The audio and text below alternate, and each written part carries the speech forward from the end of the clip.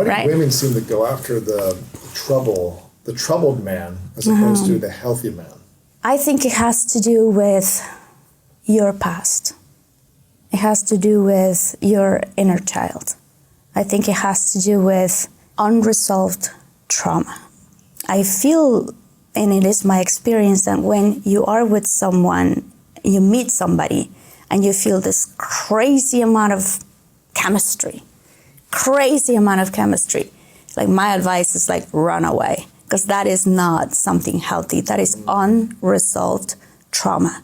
That is you being a child inside of an adult body, looking at another child inside of an adult body, that his unresolved trauma will touch you in a way, will complete your unresolved trauma.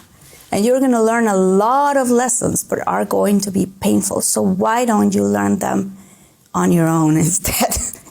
Or perhaps go ahead, explore that, live that, but then you will find yourself inside of a bathroom crying, afraid that this person may do something to you. Right. And then you'll start asking the big questions. What did I do? And so you'll start looking at your past and the way you grew up and your inner child wounds. Right. It's crazy to think about, because it's like you're just explaining it with the Beauty and the Beast, right? And I have another one for you, which is The Little Mermaid. We grew up watching The Little Mermaid, and look at what happens to the Little Mermaid. And this is how little girls are learning about love, right? But the Little Mermaid falls in love. So the Little Mermaid belongs to her own world. She has literally her own world. She has everything. Yeah, she sings a song about her world, right? And then all of a sudden she sees this other guy who has his own world. And what is, in this specific movie, what is Disney is teaching these little girls, right? You are going to change yourself. You used to have fins. Now you're going to change to have legs just like him. So become him. Change yourself. Renounce to your voice. Lose your voice. Lose your voice. Can't speak. You can't speak.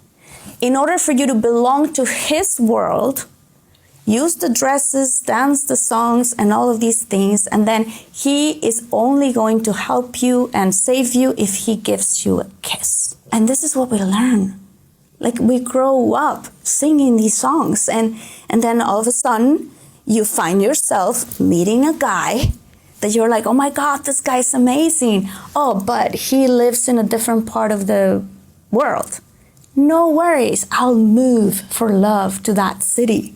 And you leave your world, you make him your world.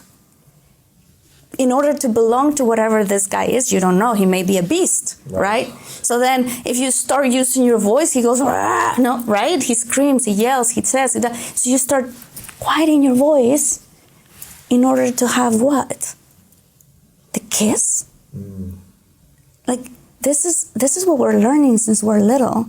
But I think more than movies and TV shows and everything, what we're learning comes in the way we are approaching love and finding love or looking for love.